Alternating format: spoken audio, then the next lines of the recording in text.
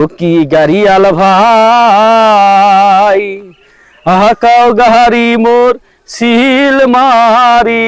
আমার কিন্তু স্পষ্ট মনে আছে যখন আমি ছোট ছিলাম এর মহিষের গাড়িতে গরুর গাড়িতে করে মানে বরযাত্রা গেছিলাম, এটা আমার স্পষ্ট মনে আছে। যেমন আমার দুইটা কাকার বিয়ে হয়েছে, এই দুইটা কাকার বিয়েতে কিন্তু এই মহিষের গাড়ি করা হয়েছিল কিন্তু।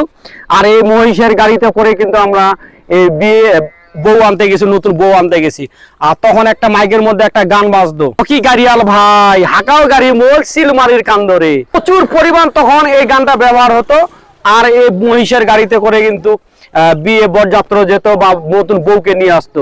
ও কি গাড়িয়াল ভাই, ও কি গাড়িয়াল ভাই হাকাও গাড়ি মোর সিল মারির কান্দরে।